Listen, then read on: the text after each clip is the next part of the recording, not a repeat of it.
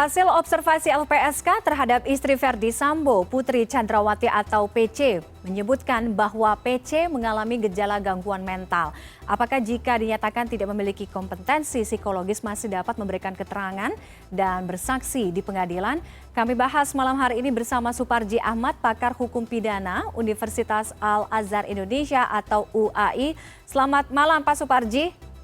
Malam, Mbak Tiffany. Baik, Pak Suparji, hasil observasi atau pemeriksaan dari LPSK terhadap Putri Chandrawati atau istri dari Irjen Sambo menyatakan bahwa yang bersangkutan mengalami masalah atau gejala gangguan mental.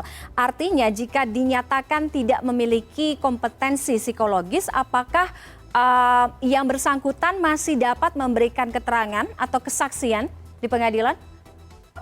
Ya, pertama memang hukum pidana kita itu kan sistemnya dualistis ya. Ada pemisahan antara perbuatan pidana dan pertanggungjawaban pidana. Tidak semua perbuatan pidana itu berimplikasi pada pertanggungjawaban pidana.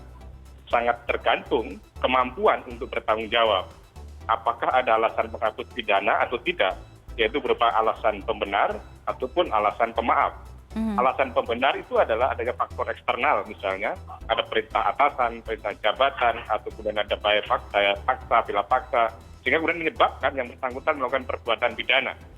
Faktor internal adalah faktor psikis, faktor kejiwaan seseorang, misalnya tidak sehat, gangguan jiwa, dan lain sebagainya, sehingga kemudian yang bersangkutan itu dimaafkan untuk diminta pertanggungjawaban.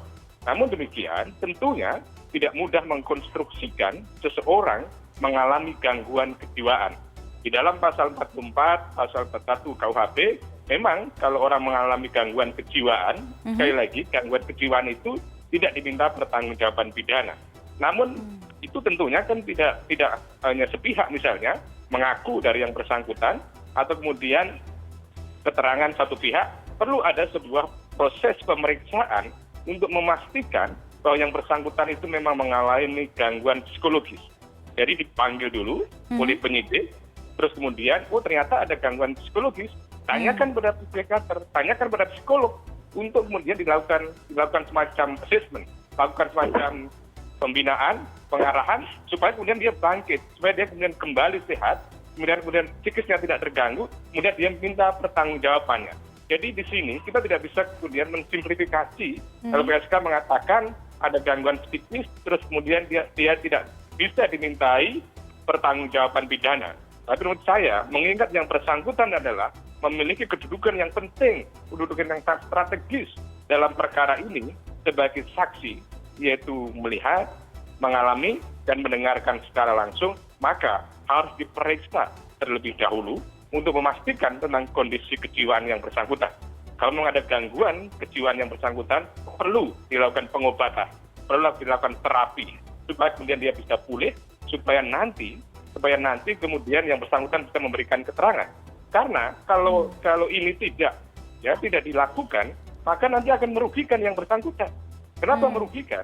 Nanti akan ada pernyataan sepihak dari pihak misalnya penegak hukum bahwa yang bersangkutan, kemudian tadi ada desakan begitu akan menjadi tersangka misalnya, meskipun itu tidak mudah, akhirnya tetap menjadi tersangka. Terus kemudian nanti diperiksa di pengadilan, dinyatakan bersalah, dimasukkan misalnya untuk pemulihan kejiwaan yang bersangkutan. Ini kan merugikan yang bersangkutan, mencemarkan nama baik yang bersangkutan. Kalau dianggap misalnya dia tidak sehat secara psikis. Dan menurut saya ini kita tidak bisa sekali lagi mensimplifikasi mengatakan dia tidak memiliki kompetensi psikologis, terus kemudian dibebaskan dari tanggung jawab hukum. Tanggung jawab hukum itu apa? Setidaknya dia sebagai saksi, ya, untuk membuat terang benderang perkara ini. Gitu. Oke, artinya tidak memiliki kompetensi secara psikologis ini bukan mutlak atau semata berdasarkan assessment atau observasi dari LPSK ya Pak Suparji ya. Memang dibutuhkan assessment atau observasi dari ahli-ahli, dalam hal ini kita katakan psikolog atau psikiater di luar dari assessment LPSK sendiri, karena LPSK menyebutkan bahwa yang bersangkutan menutup diri, menutup komunikasi dengan LPSK, Komnas Perempuan, namun kepada penyidik Barreskrim dikatakan dapat memberikan keterangan yang cukup panjang dibandingkan ketika bertemu dengan LPSK sendiri, Pak Suparji? Ya, ini kan kewenangan penyidik gitu loh. Ya, ini kewenangan penyidik. LPSK kan memberikan perlindungan saksi dan korban, kan itu. Misalnya dalam hal ini, saksi yang bersangkutan atau yang bersangkutan merasa sebagai korban, terus kemudian mengadukan pada LPSK. Tujuannya apa? Tujuannya LPSK itu adalah untuk memastikan proses hukum itu berjalan apa adanya. Tidak boleh ada tekanan, tidak boleh ada ketakutan, tidak ada boleh paksaan. Maka saksi harus mengungkapkan apa adanya. Korban itu juga begitu. Oleh karena itulah ada urgensinya LPSK. Tapi bukan dalam kapasitas, bukan dalam konteks untuk mengatakan bahwa yang bersangkutan bisa diperiksa atau tidak diperiksa. Tetapi ini adalah kepentingan penyidik, kepentingan untuk membuat terang benderang perkara. Sekali lagi, untuk mencegah fitnah, untuk mencegah berbagai macam spekulasi, maka diperlukan pemeriksaan yang bersangkutan. Jangan sampai justru merugikan yang bersangkutan nanti. Tidak diperiksa, terus kemudian ditetapkan menjadi tersangka. Disinilah sebetulnya peran penyidik untuk lebih progresif, untuk lebih produktif, melakukan pemeriksaan kepada yang bersangkutan. Sekali lagi teknisnya gampang. Ya, panggil, ternyata ada hambatan, terus kemudian didatangi, ternyata ada hambatan, ternyata hambatan psikologi. Datangkan psikolog, datangkan psikiater untuk kemudian bisa membalikan psikologi yang bersangkutan untuk dipulihkan. Jadi tidak bisa kemudian mendasarkan LPSK mengatakan begitu, terus yang bersangkutan tidak bisa diperiksa. Bukan itu konteksnya, saya kira. Ya? Oke, tidak bisa dijadikan referensi utama, tapi juga sekaligus tidak bisa dijadikan hasil akhir yang bersangkutan mengalami masalah gangguan kejiwaan atau tidak memiliki kompetensi psikologis sehingga tidak ada pemeriksaan. Tetap ada pemeriksaan, namun akan ada pendampingan sampai yang bersangkutan betul-betul pulih kondisinya, kepercayaan dirinya untuk memberikan keterangan, begitu ya Pak Suparji ya? Ya betul. Jadi disinilah kalau memang ada hambatan psikologi, diperbaiki, diobati, dilakukan misalnya pendampingan supaya dia pulih lagi. Karena tentunya yang bersangkutan tidak akan selama-lamanya melakukan penderitaan seperti itu. Shock misalnya, ketakutan misalnya, atau kemudian tidak mampu memberikan keterangan, tentunya kan perlu pengobatan, perlu ahli-ahli medis. Dan disinilah pendekatan saintifik untuk mendukung terang benderang perkara ini. Salah satunya kan saintifik itu bisa rapor, kemudian uji balistik, dan pendekatan medis untuk memastikan yang bersangkutan itu mengalami gangguan kejiwaan atau tidak. Inilah kepentingan penyidik untuk melakukan pemeriksaan. Jadi tidak bisa kemudian LPSK seperti itu mensimplifikasinya. Ya. Oke, Pak Suparji, disebutkan bahwa yang bersangkutan merupakan saksi kunci atas peristiwa ini. Artinya jika tidak mendapatkan keterangan dari yang bersangkutan, akan susah untuk menyatukan sebagian besar potongan puzzle teka-teki di balik ini semua. Ya. Betul, jadi memang ini yang bersangkutan memiliki kedudukan yang penting meskipun kemudian tidak ada istilah saksi kunci, tetapi memang dia memberikan kunci, ya, memberikan peran penting dalam keterangan di sini. Mengingat apa? Yang bersangkutan secara tempusnya, secara waktunya berada dalam kurun waktu itu, dalam peristiwa tadi itu, secara lokusnya, ya, secara tempatnya, yang bersangkutan ada di lingkungan itu, sehingga dimungkinkan bahwa yang bersangkutan adalah memiliki keterangan terkait dengan perkara tadi itu. Dan di sini yang diharapkan adalah yang bersangkutan bisa memberikan apa adanya. Sehingga terjawab semua misteri-misteri yang selama ini ya masih tersembunyi gitu loh. Jangan sampai muncul ya fitnah-fitnah yang saya kira menimbulkan narasi, menimbulkan spekulasi yang sebetulnya tidak menguntungkan buat yang bersangkutan gitu. Jadi tidak perlu khawatir, bahwa ini adalah bagian dari upaya untuk mendukung proses penegakan hukum. Dan disitulah nanti mestinya LPSK memberikan pendampingan supaya saksi tadi bisa memberikan keterangan apa adanya. Ya. Oke, Pak Suparji, saksi kunci ini yang bersangkutan sebagai saksi kunci artinya keterangannya sangat berpengaruh. Namun dengan kondisi yang sekarang, bagaimana pertanggungjawaban? Karena kata demi kata, kalimat demi kalimat, walaupun mungkin sekarang masih dalam tekanan atau masih dalam kondisi gangguan kejiwaan, stres dan lain sebagainya, tapi itu sangat penting. Bagaimana pertanggungjawaban kemudian kekuatan dari keterangan saksi yang dalam kondisi ini seperti itu, Pak Suparji? Ya, bahwa tentunya kan dalam proses memperoleh kebenaran material ada alat bukti, ya, ada saksi, ada surat, ada petunjuk, ada ahli, ada keterangan tersangka, ya, itu semua adalah sebuah rangkaian pembuktian.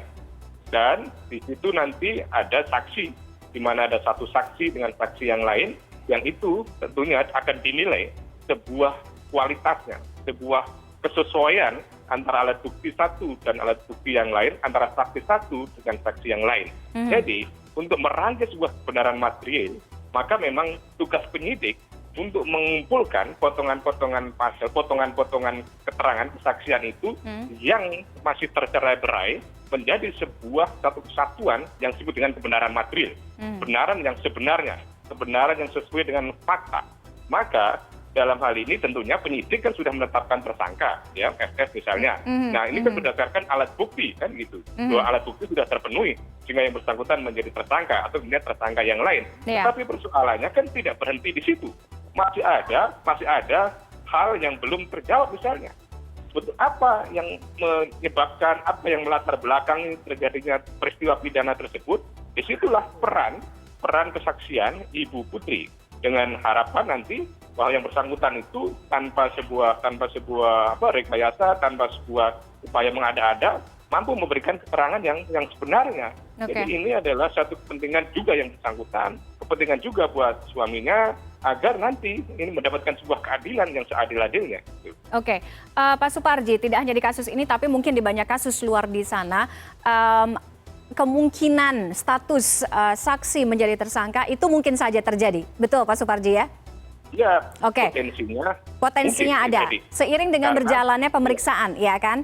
Nah, seiring dengan jalannya pemeriksaan ini, jika kondisinya bahwa saksi ini mengalami gangguan kejiwaan atau gejala gangguan mental, tidak kompeten secara psikologis, namun seiring dengan berjalannya pemeriksaan ditemukan potensi dia sebagai tersangka baru atau sebagai tersangka.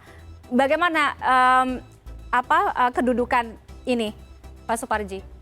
Ya, tersangka kan seseorang karena perbuatan atau keadaannya berdasarkan minimal dua alat bukti diduga kuat melakukan suatu tindak pidana. Bisa juga ya dengan menggunakan alat bukti yang lain yang ditemukan oleh penyidik, misalnya keterangan saksi yang lain atau bukti-bukti surat yang lain atau bukti-bukti misalnya rekaman CCTV yang lain menunjukkan bahwa yang bersangkutan diduga kuat melakukan tindak pidana. Tetapi kemudian itu akan menimbulkan satu problem. Kenapa? Karena belum pernah diperiksa menjadi calon tersangka atau sebagai seorang saksi. Nah, disitulah akan dibuktikan misalnya dengan alat bukti pemanggilan saksi. Maka sebetulnya perlu ditunjukkan juga kepada publik apakah pernah ada pemanggilan secara resmi sebagai saksi oleh yang bersangkutan. Dan kemudian apakah ada jeda waktu pemanggilan satu dan pemanggilan kedua, atau kemudian memang ada keterangan yang menunjukkan secara tertulis dari dokter yang bisa dipertanggungjawabkan secara hukum yang mengatakan yang bersangkutan untuk tidak bisa diperiksa. Karena seringkali kan dalam perkara-perkara tertentu orang minta ditunda diperiksa sebagai saksi karena masalah kesehatan. Itu adalah hal yang biasa, tetapi kan ada jangka waktunya. Dan ketika misalnya ada mengalami gangguan kejiwaan, menjadi tugas penyidik misalnya untuk mendukung pemulihan kondisi yang bersangkutan. Jadi kembali pada pertanyaan, bahwa seorang saksi potensi menjadi tersangka itu memang ada, tetapi sangat tergantung dari alat bukti yang menunjukkan adanya tindak pidana atau perbuatan atau keadaan yang bersangkutan melakukan tindak pidana tersebut. Gitu. Oke, baik. Menarik, kita akan lihat bagaimana perkembangan babak demi babak di kasus ini, Pak Suparji, karena setiap hari pasti ada potongan-potongan puzzle yang baru dan kita harapkan dalam waktu dekat semuanya bisa terkumpul sehingga kita semakin mendapatkan jawaban yang jelas, big dan real picture-nya sesungguhnya itu seperti apa. Terima kasih Pak Suparji Ahmad sudah bergabung dengan CNN Indonesia Connected malam hari ini. Selamat malam. Malam.